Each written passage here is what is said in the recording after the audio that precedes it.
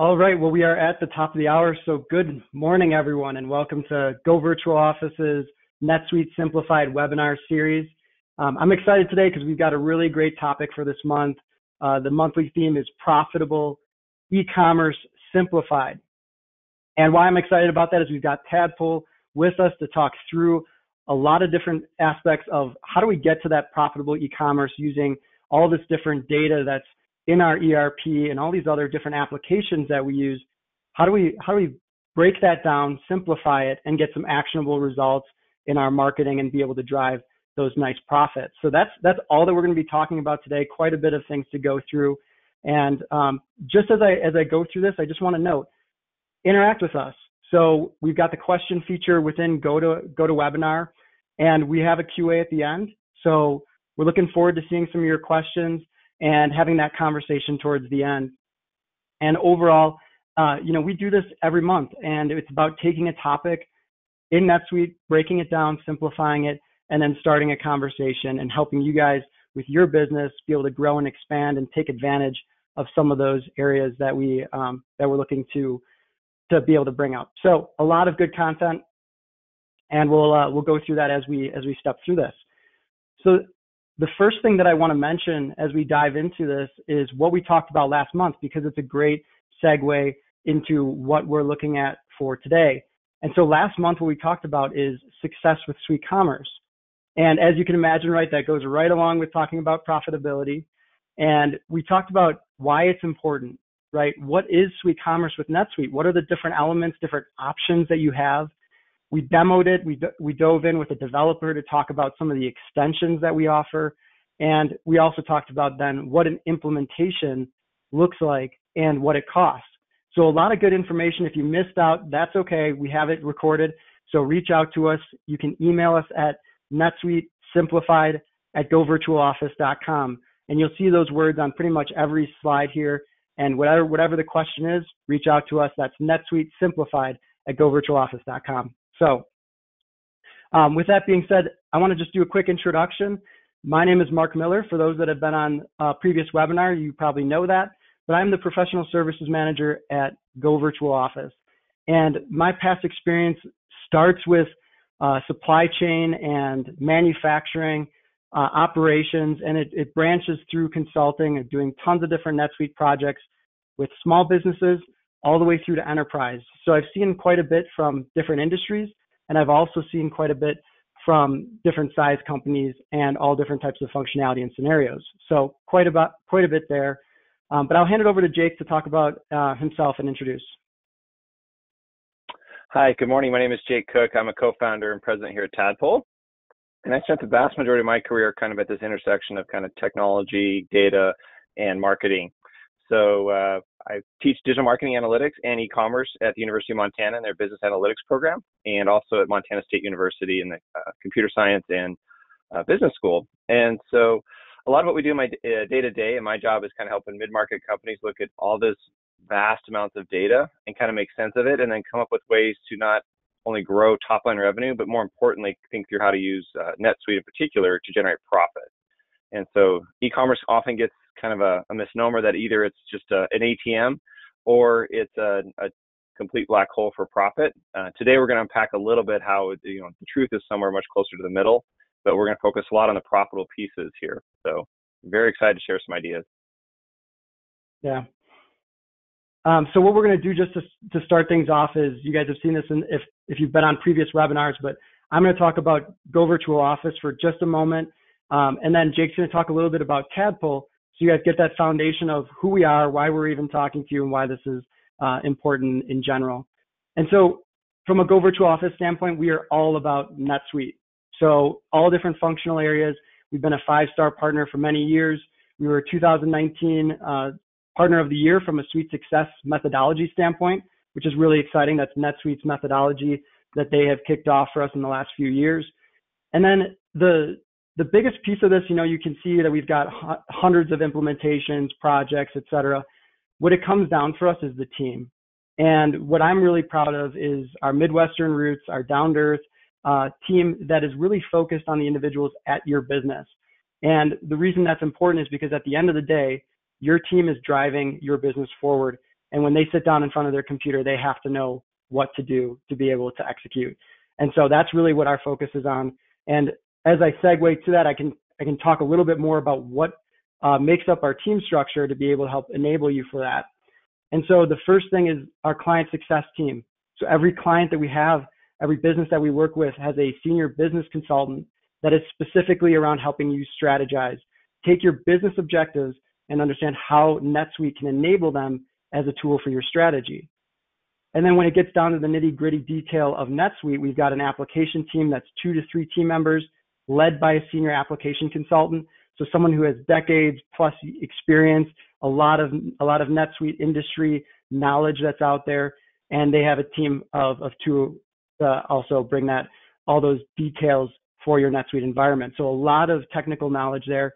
And then they're even backed even further by a development and data team. And the importance there is that all of those manual tasks that you see sometimes in NetSuite, our development team can help automate.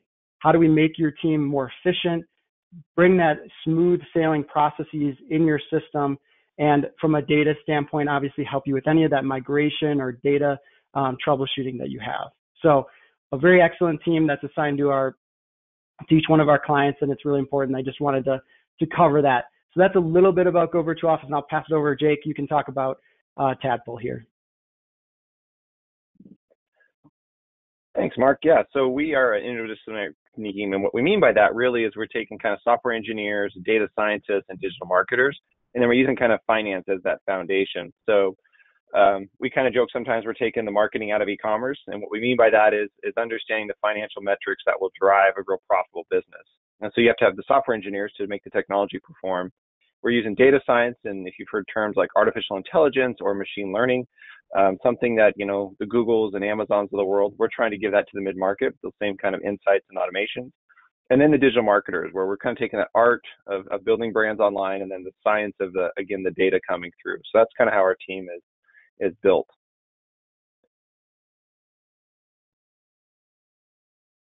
We're fortunate we get to support clients kind of all over the world. So a lot of NetSuite clients, great clients like Caterpillar, Mountain Bikes Direct, which is out of Australia, which is a NetSuite client as well. And so from working kind of across these verticals and across different brand sizes, we get to see all sorts of very interesting challenges, but there's going to be some very common themes around, how do we use the data, execute on the data, and then how do we scale off that data? So whether you're a huge brand like a Jackson Hole or Caterpillar, or if you're just kind of a smaller mid-market company selling plumbing supplies, there's very common things that will apply to produce predictable growth. Yeah. And one of the things too, to just talk about Jake's team as well, is that data science portion is really big. When you look at your own team from a business standpoint, it's not often that we see businesses developing that side and taking the time to be able to analyze the data from all these different applications and bring it into one central location to better understand it.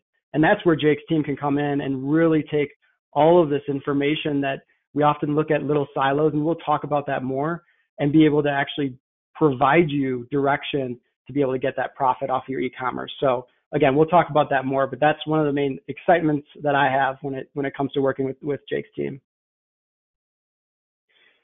So what we'll cover today. So let's talk about the main part of this discussion here in webinar. So we want to talk about why e-commerce now, right? Of course, setting the stage as to what is important today, why we need to focus on it. And I'm sure you're thinking, well, a lot of it has to do with COVID, right? You started to see a little bit of that shift. So we'll talk about that. We'll also then, of course, go into NetSuite and Tadpull's Pond, the name of their application too, and talk about how the data works between the two and some areas that you want to focus on if you've got NetSuite as your ERP, some data cleanliness, and then often, looking at from a Tadpull Pond standpoint, what does that data look like? What does it produce from a results standpoint? And then, of course, what this all means, right? At the end of the day, what does this all mean?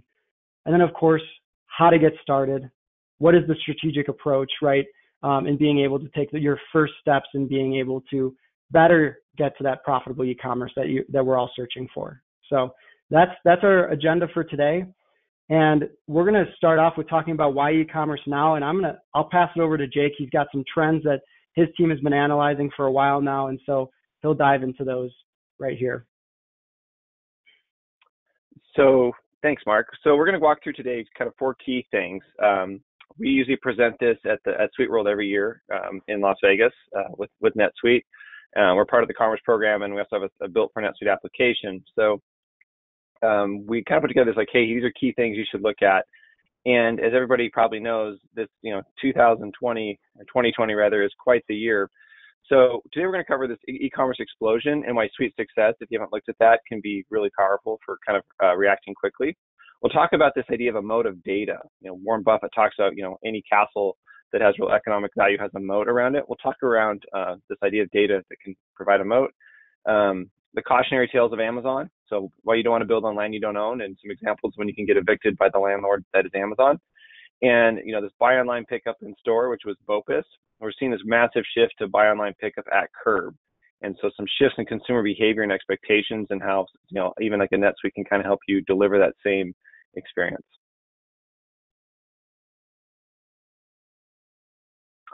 Okay, so that's one of my favorite slides that have come up in the last few months.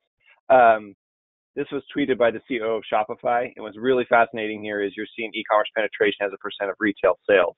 So what you see there is, we're kind of ticking along in a nice linear piece every year. We're getting a little bit more retail, but if you look at that, it's really not that much of retail, right? I mean, retail can be, multi-trillion dollars depending on how you kind of measure it. And we saw that it was, growing, a couple percentage points. All of a sudden, went in a matter of months to 27%.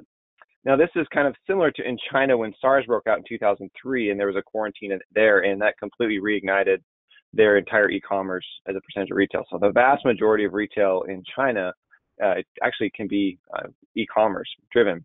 So this quote from Vladimir Lenin, I mean, the irony here of it using a Bolshevik quote, I think is worth pointing out. But, there's decades where nothing happens, and there are weeks where decades happen. And that's really what we're seeing happening with e-commerce. We had clients that were matching their holiday sales in April, which we were just shocked at seeing those numbers go through. So there's a huge shift in consumer behavior, and whether you're buying something online for your house or for your business, that's not going to change. And I think as you look at even millennials and buying power and patterns, that people are used to buying things on their phones, and that's only going to accelerate here. So pretty wild, just watching how this is going to play out here, especially as we head into the fall. So this is a quick story. One of our clients, they were here in Montana. They were asked to shut down their front doors. So we had to shift all their inventory to the cloud and get everything in the e-commerce stores. So they had kind of an omni-channel experience where you could buy online, you could go to the store and try it on and all that kind of stuff. Being able to literally, move stuff, instead of a warehouse, we're picking stuff off the retail floor as a pick station. They grew 61% in 10 days by doing that. And so the real point there is being able to kind of be adept. If you do need to move inventory, or you do need to really, double down because your front doors are going to be shut, being able to, have that e-commerce channel as a hedge, we found to be super powerful.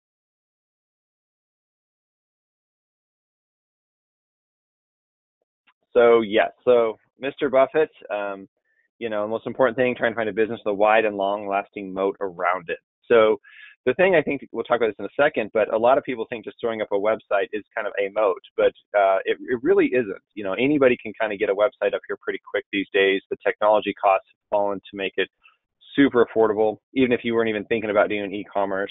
The cost to do it have just fallen, just amazingly fast compared to what it was even 5-10 years ago. So if anybody can build a website, like why do some people build, big powerful brands or, a moat around their castle? So we'll hop to this next slide here on some data here. So when you look at leaders based on market capitalization, data quality and execution is defining that. And this is some numbers that McKinsey put together. But if you look at the top quartile, there's a huge difference, or almost 70% from folks and brands that start to use the data and the quality of the data. And this is where like a goVirtualOffice is such a key partner for us, because as Mark pointed out in that first slide of kind of what they do, that data execution, the data, the QA, the quality of the data, that really is the foundation on which we can start to build the castle. But you can see in the data, in terms of performance, something small like data quality and execution, which doesn't seem like, well, yeah, okay, whatever. It really defines leaders here in a big way.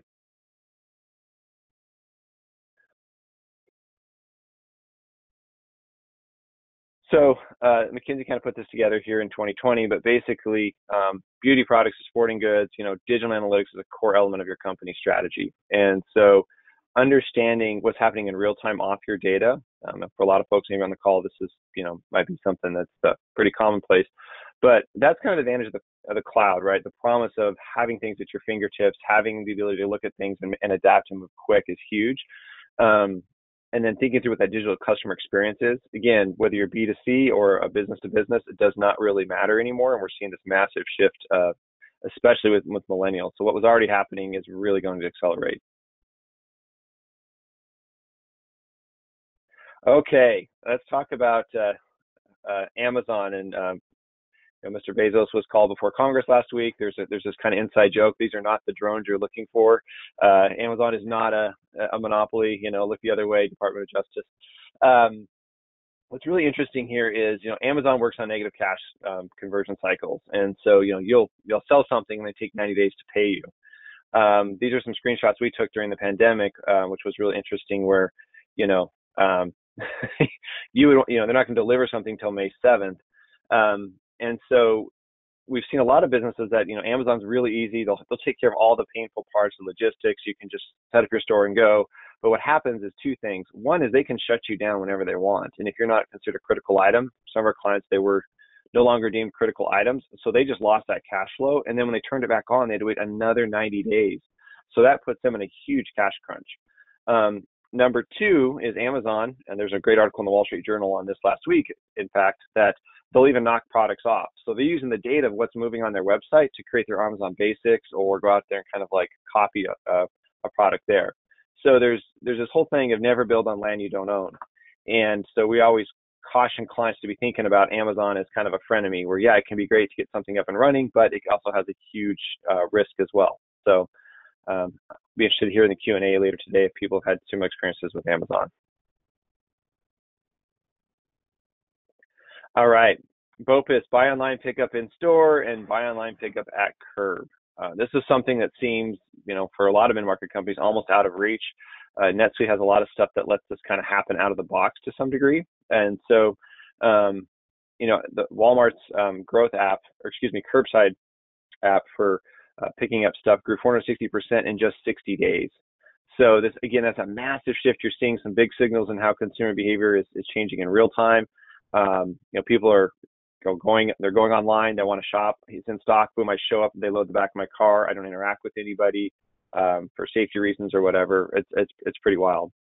Now, the fun fact when you look at this is only 7.7% of people that have kind of an omni-channel, an in-store and an e-commerce experience, only 7% of the top 1,000 internet retailers have this at the end of 2019. So what that fact tells you is that there's still this huge opportunity to try and shift to consumer behaviors and meet the customer with what they're expecting and grab market share as a result. And we'll talk about loyalty here in a little bit and why customer loyalty and the lifetime value of individual customers is such a powerful metric. But buy online, pick up at curb is here to stay for sure.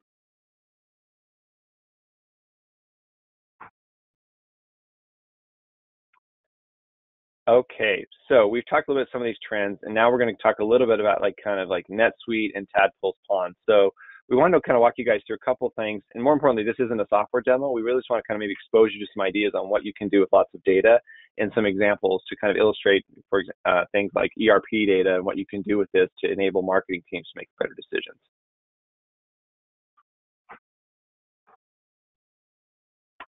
So this idea of unified data, we call this a data, these things called data lakes, or these massive amounts of data. To try and make this not sound quite so boring, we call it a data pond, and we have these lily pads of data. So we have, Bronto, we have Suite Commerce data coming in, Google Analytics, Instagram. We also have our own data set. We build a proprietary set with a pixel. So, a way to identify and understand users in real time off our data set. But that's, if that stuff lives all over the place, it's kind of like the junk drawer in your kitchen. You pull it out, you're trying to find, a birthday candle, and there's rubber bands and pins and random paper clips. So trying to keep all that organized and clean is this idea of unified data. Yeah, and one thing to add too, as you guys look at this, and I mentioned this a little bit before, look internally, kind of look in the mirror of your business and think about how often you're you're looking at these data points in a siloed format. You might have someone on your team that looks at each one individually and tries to understand the results. Like, what is that data saying? But they're not looking oftentimes at the full picture. And so I mentioned that before, but when it comes to data science and it comes to bringing that information into one unified area, you start to really be able to see a lot more and be able to take a lot of good actions with it, which, you know, we'll talk about more from the value standpoint of it in just a moment. But start to look at your own business and say, hey, do we actually look at this information from a value add standpoint? Does it help drive some of our decisions? And we'll get to more detail on that in a moment here too. So this next slide is all about NetSuite and to the pond. So we talk about the pond, you know, that's Tadpull's application. And there's 4 main elements that I want to go through. And then I'm going to jump into NetSuite and just kind of show some of the basics of the back office, right? And for those of you guys that know that have SuiteCommerce, right? It's all one system, right? So if you enter an order in SuiteCommerce, it goes right into NetSuite. So looking at the back office is very similar as looking at the SuiteCommerce interface on the website. So, but to talk about these 4, so these are the main elements that from a data standpoint that are passing to Tadpull. And so the first one there is transactions. And as we know, right, transactions are taking that master data that you have and putting it into an action, right? So an action may be someone ordering something off of your website. And so you're bringing together that customer data, you bring together items, and you're checking your inventory, right? So when we take a look at that in the system, I'll point out some of the areas. And one of the biggest takeaways on the transactions piece is also the margin data that you're going to be able to grab. So you're going to be able to see what are your profitable items amongst all these other attributes of where are your what are your items, right? Who is buying them? What frequency? Where are they buying them? And then what are your inventory levels? And those are some of the basic metrics that we're looking at. You're going to be able to make some smart decisions and have some artificial intelligence take care of you a little bit from a Tadpull standpoint once you get that clean data in your environment. So we'll look at items too and customers. And then of course, inventory, kind of the story that Jake told me, you know, you might have a specific item, let's say a certain size shoe that you have a lot of inventory on, right? So you want to be able to get rid of some of that inventory. You want to have that inventory turns. And in order to do so, you might have to use your marketing engine to get out there and get people activated to start buying. And so being able to have that insight of knowing, hey, we have an overstock of a certain item, what is the action that we need to take? You can do so with this type of analytics. And then also it goes both ways, right? So you may see something that's lower on inventory and you may not want to be blasting out marketing for an item that is low on inventory, right? You don't want to push your operations team over the edge, and maybe you've got a long lead time to get more of that stock. So you've got to be careful, right? So a lot of different analytics that come into play. All right, so I'm going to switch over to NetSuite here, and this is a demo account, so bear with some of the data that we see in here, but it is relatively pretty good here to take a look at when it comes to more of a B2C environment. I know it says B2B in the top right corner, but this is a B2C order. And as we look at this here, right, I'm going to talk about some of that action information, right? So some of that master data being brought into the action of a sales order. So obviously we've got our customers here. We can see that where the source is coming from the SuiteCommerce website. We get the date information. Seems obvious, right? But it is important when it comes down to that frequency.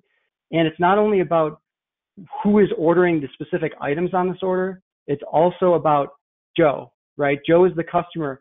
What is he buying? What is he interested in? When's the last time he bought, right? Getting some of that information and where is he located? So a lot of good details come out of that. And then so if I scroll down on the sales order here, you're also able to see some of that item data, right? So you can see some of your inventory here, on hand available, all that good stuff that comes naturally in NetSuite. You can see your rate and amount. And so we start to get towards that margin information, right? What are you selling it at? Are you providing promotions? Are there discounts? You know, what is the actual, at the end, what is the actual profit that's coming out of it? And so when you look over to the right, NetSuite does something, it does its best attempt to manage gross profit. And if you guys aren't familiar with these fields, it's a checkbox in enabled features. Take a look at it, learn about it before you check that box. But it's something that could give you a little bit of an idea as to where your margins are at from an estimating standpoint. It's not GL impacting, as a side note, if that's something that's rolling around in your mind. So looking at this, I can see right here the two lines at the bottom. I'm seeing a 35% margin, or 37% too. The first one I'm seeing 100%, and I wish, right, we could create products for zero cost, right? Wouldn't that be nice? But there's something going on, right? There's something bad with our data here. And so when we look at this item here, we can start to evaluate, and this is where it comes into getting clean data to be able to provide to Tadpull to generate those results that you're looking at. And so when you take a look at this item, you can scroll down, right? Many of you guys are familiar with this screen here. And I can scroll down and look at the locational inventory that I have and some of the average costing that's there. And you can see, if I go back to the sales order just one moment, I didn't point this out, but you can see the location is San Fran. So when I look at this item, I can see that the average cost is 0. And that seems a little bit off, right? I can see that Boston's got a little bit of an average cost, still might be an issue there. And so in order to troubleshoot that, we can do a couple things, but just as you guys may know, especially from an accounting side, right, you guys may be very familiar to digging into what is going on with your inventory, troubleshooting it. But I can look at my related records here, and almost immediately I can see that, interestingly enough, we have an inventory adjustment for a positive quantity of 100 at a rate of 0. So something there is off, right? So we could dig into those inventory adjustments, fix that inventory, and be able to see that margin information. So that's a tiny example of things that we got to take care of as we're in our environment. And then going over towards, I guess just one other thing to call is there's more item data, right? I just talked about inventory, but there's categorization. There's different ways you slice and analyze your items that goes over to Tadpull as well. And then the other piece of master data is the customer record, right? So more about Joe, right? We want to learn about Joe. We want to see where he's at. So we can see that he's in San Mateo, but and California. And it's not even just about California, right? Your customer base may be all throughout California. So you may want to be able to glean some of the geographical information of different cities, right? What's the difference between actual San Francisco versus San Mateo and other cities that are all throughout California, right? You may want a little bit more geographical information. And as you guys know, with all different types of ads and whatnot, you can very much so hone in where you market. So very important to get that information. And similar like to items, there's other attributes on the customer that are also very important. And then lastly, I brought up inventory through the item. You can always look at your reports. There's the current inventory snapshot by location to understand where you're at, depending on how you distribute your inventory. You may have an East Coast, West Coast distribution center or warehouse, right? There's a little bit more information that you want to look at. And this is a native report that you can look out. It's out there under the reports. And you can see here again in Boston, I've got 100. One small suggestion for those that are in NetSuite, sometimes we often create saved searches to look at inventory too. And that gives a little bit of a cleaner view sometimes than some of these reports. So just as a side tip, if you've got questions on getting a better view of your inventory, always reach out to us. There's a way around it. So that's a little bit about NetSuite. What I'm going to do is I'll pass it over, Jake, to you to talk a little bit more about Tadpull. What does that information look like in your system here? And so as I go through this here, I'm just going to adjust, make you presenter. And so you guys are going to be able to hear a little bit more about what this looks like, right? You already know what it looks like in NetSuite. Well, let's take a look at what it looks like in Tadpull. Yeah, thanks, Mark. So what I've noticed from teaching digital marketing for 13 years is marketers tend not to like data, or if they do, they try to avoid it. Or, a lot of us are kind of more on the right brain. So as Mark was showing, there's all sorts of really interesting data we just saw in the NetSuite system. But getting marketers to act on it and then eventually automate it with tools like AI can be a little bit overwhelming. So what our system does, again, is pulling data from all these different sources like Google Analytics, the NetSuite ERP, ad platforms, email platforms, and we're sucking it all in. And this is kind of the executive dashboard. So we're looking at what our top line revenue is doing. We're looking at if that's changed over the last year. And then the three variables that make that up: our traffic, our conversion rate, and our average order price. And those things can fluctuate up or down. And when they're multiplied together, they really drive that top line. But for C-suite and director level, they like to kind of be able to kind of quickly get a sense of what's going on. We're looking at some very basic sales numbers, maybe a forecast, things like that, a little bit of traffic, demographics, so it's gender, device, and all that good stuff. And now we're starting to kind of surface a little bit of what our top selling products are from the ERP side. So this is using Toad & Co. data or customers and products. It's not actual data. We've scrambled it for confidentiality reasons, but this is kind of an example, so you put some meat on the bones. But let's start with customers. So what we're trying to do is we're trying to find the right product for the right customer at the right time. So we're using inventory data, customer data, and then marketing campaigns to reach that customer at the right time. And the right time is really where artificial intelligence starts to come in. But let's start with the customer data. Harvard Business Review had a cover story here in January talking about that's kind of the number one metric to look at is customer lifetime value. It's gaining a lot of momentum with private equity groups. And there's a lot of research coming out of the Wharton School and the customer analytics program around customer data as a leading indicator for the health of the business. So if you have customers that buy and return or don't stick around, if your customer lifetime value equals your average order value, you really don't even have a business because you're just acquiring customers and you're just cycling through them. But when you can kind of capture that from the NetSuite side, we add in a little bit of magic sauce on our side with some customer behavioral data from the website, we start to see some really interesting pieces. So this is showing the health of this customer base over time. And what we're seeing, if you look at this slide real quick, is there's not a lot of fourth time purchases. And this year versus last year, we're not getting customers back. So there's something going on and we're not seeing that consistent lift on that fourth time purchase. And it's 6 times more expensive to acquire a new customer than to retain a current one. So a lot of e-com is all about acquisition, acquire more customers, but there's a lot that can be done just to like take care of your current customers and using math and science to kind of do that. So to the math part of it, we're going to look a little bit around lifetime value real quick. And here we're seeing our one-time customers versus our repeat. So that's a pretty massive lift. And now we're, that's $139 versus $350. But yet we see there's a lot of one-time compared to repeat. So a lot of opportunities there. What the software is doing is it's starting to understand our customer behavior, time to attrition, meaning, how long do we have to hold on to them as a customer? And so we have, those first few weeks it falls off, but around week 20, we have a chance to kind of re-engage them. And then it kind of peaks here. And so what we did with Toad & Co. is we would run split tests. So we would say, okay, how accurate are the robots predicting? And so we sent an email campaign to customers that we think were ready to engage around week 20 and those that we would just send a normal generic message to. And we saw a tremendous lift with using some of the math to predict when they're ready to go and purchase again off that. Now this is using, as Mark was just showing, some of that data around recency, frequency, and the monetary value.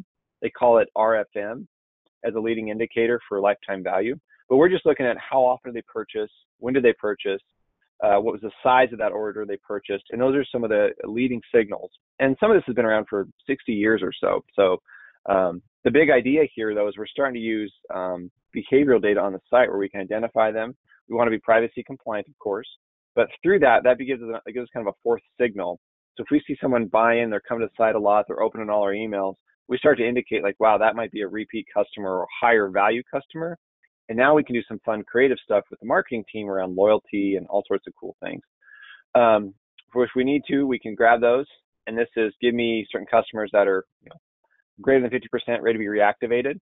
So instead of having your marketing team go through, build this in Excel, do a save search, all that stuff, it's just kind of at their fingertips. So we'll kind of take away some of that heavy data crunching. We're using some statistics to identify and segment our customers here. And then we're looking at some of these ones that might be prime to purchase or certain things like that as well. So all those segmentations are built off that customer data piece. The last part, which is really powerful, is understanding our net promoter score. So as people go through our website and we want to see, like, are we really scratching that itch? Are they having a good experience? So what this does is it captures that. So how likely you'd recommend shopping on a website. If they give us a 2 out of 10, they had a bad experience, the system sends what we call a ribbit. It's a real-time alert to the customer support team, so we can capture that in the moment.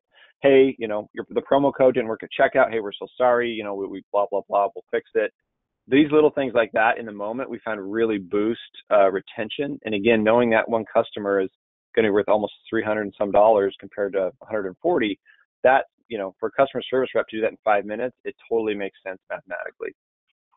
Okay, next step really quick, inventory product data. And this came about from working with a client on NetSuite where we spent 2 weeks designing an email campaign. We get ready to send it. There's nothing in stock. Okay, we throw out all that work, start over, and that data exists in NetSuite. So how do we surface that front and center for marketers to make better decisions? So we think a lot about marketing, not just from a creative and acquiring customers. We're thinking of it from like a product perspective. What if inventory and products are in search of a customer instead of businesses always just in search of the customer to sell them something? And so these are a quick high-level view: top selling products, top categories, new best sellers. And then we can start to see, year-to-date sales, revenue. We're seeing some trend lines. And then this is pulling our inventory levels and saying like, hey, we're really low on inventory across the board. So let's go take a quick peek at a short sleeve, for example. In the short sleeve category for Toad & Co., and they make lifestyle clothes out of Santa Barbara, this is really the gateway product. So we know when people start to buy short sleeve, they start with the Muse dress. And again, we're using that customer data with the inventory data to start to provide some insights. So if they're a new customer, we might say, hey, you might get an email here, and you might be interested in the Muse dress is the first thing you start to explore as you get introduced to the brand. There's also some seasonality here. And we see that, man, if we really got to be ready to go with our marketing based on the inventory demand curve, really starting kind of October, November, which seems odd because, these are short sleeve dresses, but people come out of the holidays, they're ready to buy short sleeve dresses, which is interesting. Here's some data here, a little bit around kind of what they're doing with velocity, for example, how fast they're moving through the product, all that kind of stuff. So that just gives you kind of a snapshot. We could go deeper on this at any time, but this is trying to service that ERP data so the marketing team can make some good decisions. So we know the right customer, we found the right product. Now we got to figure out the right time to reach them. And I'll kind of wrap on this real quick. So marketers, especially those that work with aggressive CFOs, are constantly held accountable. What's working? Where are we spending our money? What's the return? There's that old joke in marketing: half of our money's wasted. We just don't know which half. This is a way to kind of look at individual campaigns. So this is a campaign to acquire customers.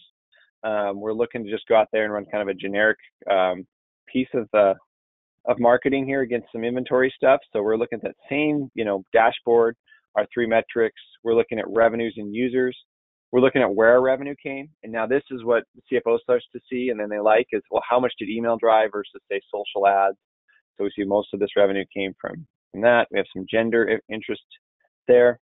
And here's where it gets really interesting. So we have geography data, as Mark was saying, that customer records. So California is a strong opportunity for us. And now we're seeing it with the time of day people purchase. So Friday for this customer base is actually pretty around midday is interesting. Well, we know people are buying for this customer group around midday on Fridays. We can start to automate that with email. So we can use a Bronto and say, oh, we're starting to send sends out. Friday's a time when our customer base seems to be interested in purchasing. We're also seeing what sells. So that, again, using inventory data for that campaign, what, was it Facebook and Google? How much did email versus running paid ads work? All that kind of stuff. So that's kind of a way to look at the campaigns using the customer and inventory data in real time. And on that note, I'll hand it back to Mark. All right. And I guess, I mean, hopefully all of you guys are starting to process some of that information, right? There's a lot to it. So some of the things that I was just writing down, right, is being able to get more insight into the lifetime value of your customers and being able to identify some of those patterns too, right? Patterns that we see all across from an item standpoint to a customer standpoint. Being able to know the timing, right, is just incredibly powerful, and things that when you just open up from a NetSuite standpoint, you're not necessarily going to get right at your fingertips. And there's more data outside of the ERP that can feed into that as well to give you that full-fledged view. And then the other thing I wrote down too was being able to react. Oftentimes we go through our business cycle and our customer service is responding to calls, but being able to react on data that we see that's not necessarily direct to us. and being able to take those actions to reach out to those customers. And as as Jake mentioned, right, the value of continuing work with an existing customer is much more there, right? That's more profitable in terms of your time spent versus trying to forge new customers, go into new markets to be able to bring those new customers to light. So a lot of good intel with what Jake shared. So Jake, this is also another part of your deck in terms of what this all means.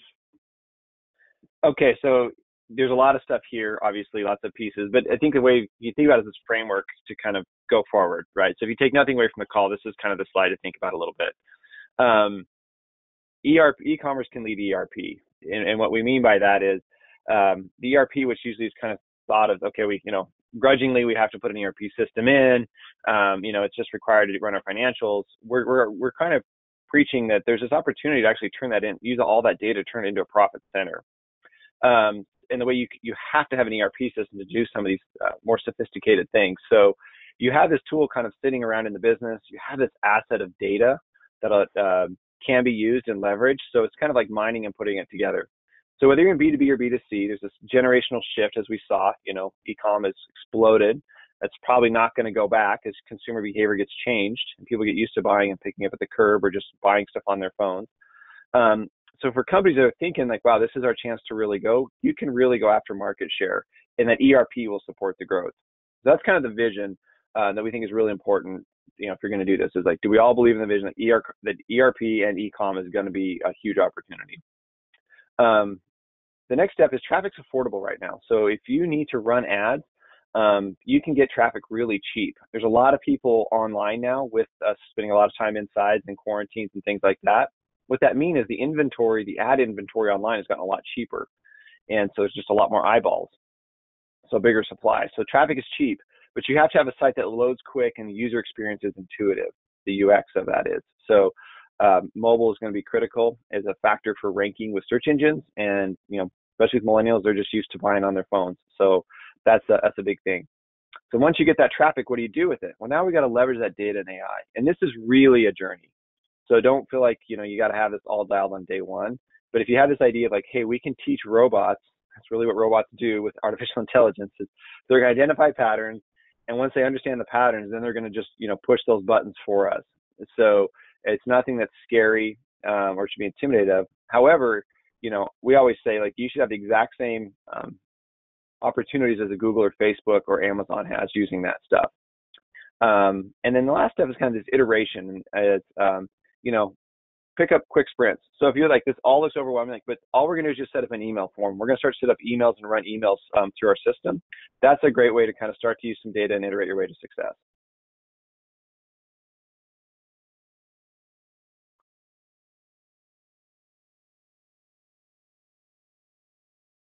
All right. So what is kind of a strategic approach forward?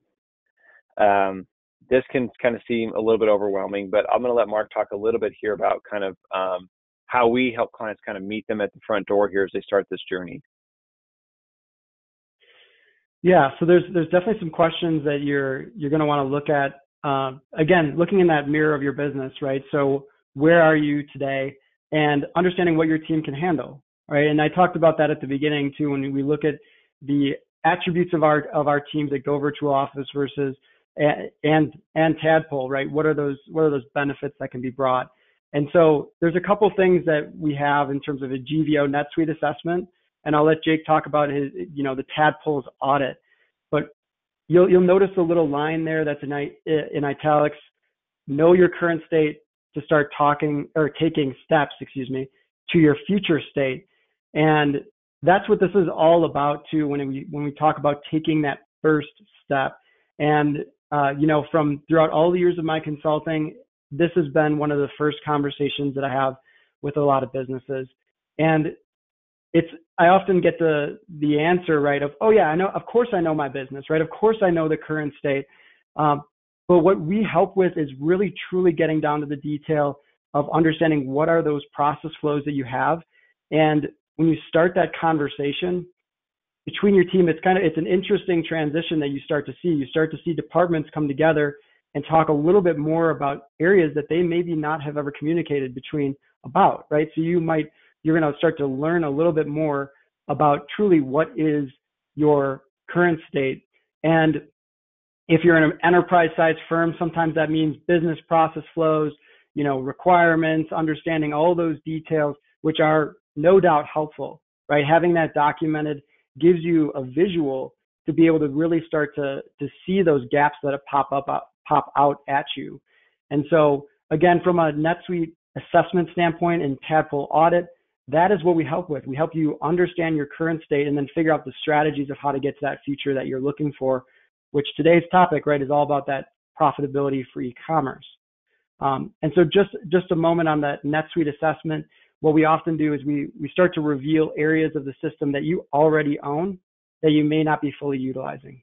And that's a huge piece that we see day after day with a lot of businesses that we're helping out, is that they may come to us saying, hey, we have all this in NetSuite, right? There's all this functionality, but where are we maybe missing out? So that's a huge piece when it comes to that assessment. And also from a suite commerce standpoint, what are some of those things from an SEO standpoint, setup standpoint that can really take you to that next level? So Jake, do you want to talk about a little bit about your team's audit? Yeah, we like to kind of, to Mark's point, identify kind of where we are. So, what's digital transformations fail all the time. I mean, it's shocking how many IT projects don't see the light of day, or they beat everybody up in the process. So we like to understand three parts. One is kind of what the site is doing currently. So we'll kind of benchmark and see where the analytics are. We'll work with a GVO to understand, like, hey, we're seeing some things with loading, the site load on mobile is really slow. So we got to fix that before we can drive traffic, because if it takes 12 seconds to load the page, no one's going to wait around 12 seconds. The second part is we look at the financials. So we'll kind of think, what do we want to do in the next 2 years with the business? What does top line, what does profitability look like? And let's model that out, with some very basic sketches, and work with a CFO or a controller to really kind of walk through that. And the third piece is what we call kind of a technology and talent roadmap. And what that does, to Mark's point, is like, hey, you might need to run email, but you don't have anybody that really knows email yet. No problem. Let's put together a plan to train staff so that they can start to run email, within 6 months, or paid ads, or search engine optimization, or whatever those pieces are. So we kind of figure out what the tech and the technology roadmap look like together. At the conclusion of that, it's very apparent what we need to work to go achieve a big goal, like a top line or revenue growth goal. So that's really kind of how we like to start. And then there's no confusion on who does what and what the outcomes are.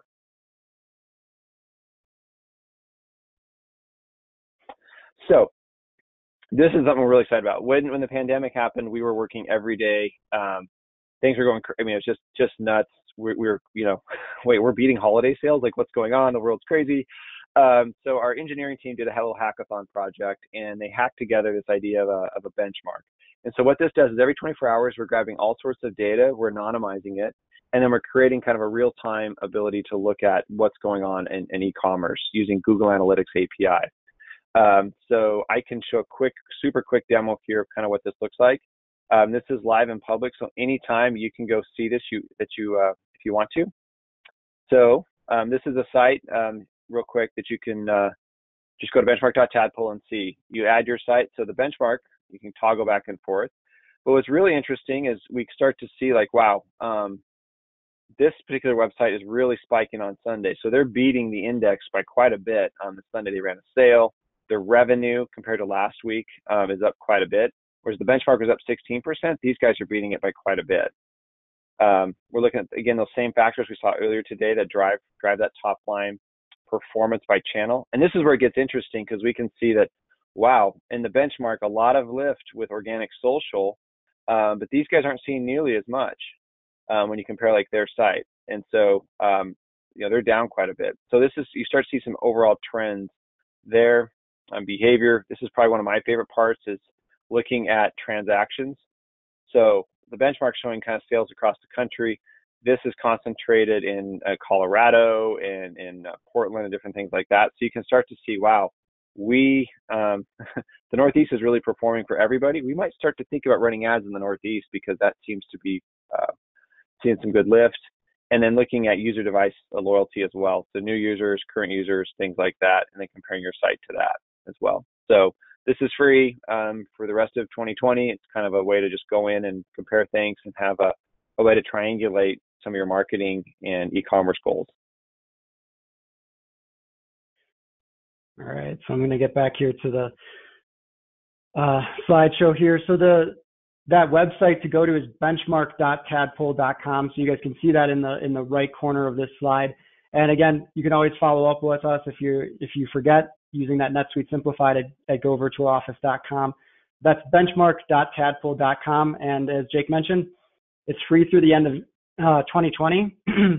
So it's a good idea to take advantage of that and at least see where you are standing today.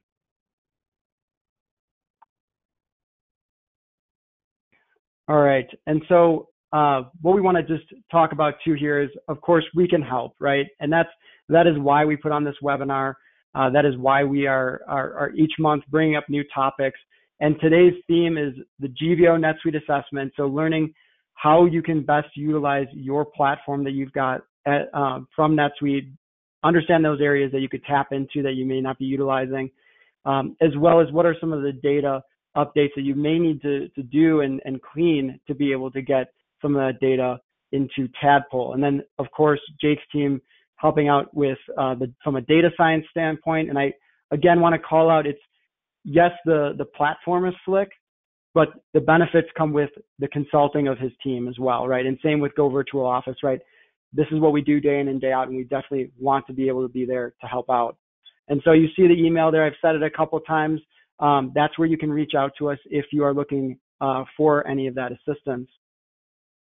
And so we're getting close to the Q&A here. I just want to note that next month, what we're going to be talking about, it's all about warehouse management simplified. And what's exciting about this is that we're going to have our senior business consultant, Jamie Strike, be able to join us and talk about the different options that you have. There's a lot out there, right, when it comes to NetSuite and managing your warehouse, making sure that your inventory is kept up to speed, how to manage those inventory cycles, but ultimately, too, what are those options that are all out there? Because there's a lot of different variations that you can and approaches to best suit your business. So if that's something that you're interested in, or you might have a team member, right, because that's in warehouse management, whether it's a supervisor or an operations leader that could benefit from joining us. So that's on September 2nd at 10 a.m. So 10 a.m. Central. So join us during that time. And again, overall, you can follow us on social to get those reminders. And I would say the same thing for Tadpull. So they have a webinar coming up on August 11th with Bolt. So there's more that's out there that you guys can learn from. That's our goal, is to share as much as we possibly can. So with that being said, we're going to go into the Q&A. And I'm going to start with just a quick question to Jake, and I'll take a look if there are questions. If there aren't, we can end the webinar, but please always feel free, like you guys can reach out to us. And thank you again so much for joining the webinar. We're very happy to help, and we're hopeful that you were able to get some takeaways out of this webinar today. So the question, Jake, I guess just to start things off are, what are some of the examples where you've seen the combination of Suite success and Tadpull's Pond really be able to leverage and create profitable e-commerce? Yeah, so we had a client, they were the first to actually go through Suite Success, and we did it in about 5 months, so it was quite a rodeo to get through it. But their e-commerce engine had been flat for 5 years, and so they have hundreds of thousands of SKUs, very different. They're taking stuff in from manufacturers, and so all sorts of data integrity issues. But once we got everything kind of sorted out and cleaned and organized, we started to feed that data back into say Google or Bronto and things like that and get it to run. They grew 30%. So they grew, which was really interesting. We actually finished the season up 19% because we sold through all the inventory, but we were, there was still a demand curve there. So for a business, they've been around for 75 years, and they were, the CEO is kind of, he kind of has a love-hate relationship a little bit with e-commerce in the sense of, there's lots of pros and cons, and they're going head-to-head with big box retailers. But by using the data and being really surgical in how we run profitability off of an individual SKU item, we're seeing they're up almost 12% right now in the pandemic, 4 years later. So we're still setting sales records, but we're able to kind of do that surgically off that ERP data at a SKU by SKU basis. And so that's been one of the most exciting ones. And to Mark's point, they had a bunch of boots that were like a size 10. Let's find everybody wears a size 10. It hasn't bought in the last 2 years. The statistics show people buy boots every 2 years. We sent an email out, and the shocking thing was 46% lift in average order value, but they didn't even buy the boots. It was personalized enough oftentimes that it got them back on site in putting stuff in cart and purchasing. So we moved inventory, which was great, but oftentimes like the cross-selling kind of really surprised us. So as we say, that's kind of the non-creepy personalization we're trying to do off the inventory side. So yeah, that was really exciting to watch. Yeah, and one thing just thinking about it too is you spoke to me about the digital journey that you're able to see, right? It doesn't just start from someone joining the website. Do you want to maybe talk about what that looks like? Yeah, it is a journey, and one of the best parts is watching internal teams, learn and then gain confidence, and then they start to see what they can do. They get opportunities to really produce revenue and profitability. So one of the best parts about my job is having taught as an adjunct for years is you get to kind of watch students go through that same transformation. And so helping companies, the same stuff we use in the classroom is kind of walking in, teaching them a couple of key things, getting them more comfortable, getting them to think through data and use data. Data can really drive creative marketing if used correctly. So watching them kind of get their hands around that is really powerful. And the best part is watching people that kind of have that love-hate relationship with the Safe Search and NetSuite. When they start to see that, hey, it's in a UI and it's a different way to look at it, or here's the idea. They do well, they get promoted, they grow. That's kind of the best part of watching that NetSuite data like come to light. So that's my favorite part of our job for sure. Yeah, and I remember specifically talking about that customer journey that starts that in terms of some of the insight that you get from your ERP maybe starts at the website, but what you guys are able to pull is much further in the beginning of the journey to kind of see what people are searching along the pathway to be able to understand truly what they were trying to get at. And to me, that's a powerful thing that extends well beyond the ERP at this time. Yeah. And to kind of wrap on that, that's kind of the big idea here, I think, is, we mentioned this briefly, but kind of this cross-channel where we all Google something, right? Like best fire pit for back deck, they come to the website, you read about it, you see something on YouTube, and then you go to the website, you put it in your cart, maybe you don't buy it, but you see an ad later on Instagram, like, oh, your friends are saying, oh, I should buy that. I sign up for free shipping with an email. Well, if you don't understand that, it wasn't really email. It started way back with search engines. Understanding that whole journey, you can kind of fine tune that a little bit. So that's the really exciting part as well, is to help companies really understand that customer journey and where to double down and where to cut. If we're not seeing, lift like with an ad, let's not spend money on it. So kind of speaking that truth to the journey is really and surprising too. It's always, humans are interesting beings when they go online and buy stuff. It's fascinating. So yeah. So I know we're almost at the hour, and I'm looking at the questions list. It looks like we're good to potentially wrap up here. So just again, as a closing, reach out to us on social, follow Tadpull, follow goVirtualOffice if you want to see some tips and tricks. I know Tadpull may be working on a community, trying to garner some more insight from all different companies, which is going to be an amazing piece to be a part of. Be able to get insight from all these different companies that are really trying to excel on e-commerce. And so follow us, take a look. And if you want to reach out to us individually on LinkedIn, of course, we're here to help. And then again, just thank you all for jumping on today. And hopefully you had some takeaways about profitable e-commerce and how it can be simplified with all the different complexity layers that are out there. So thanks again, and take care, everyone. We'll talk to you soon. Awesome. Thank you, guys.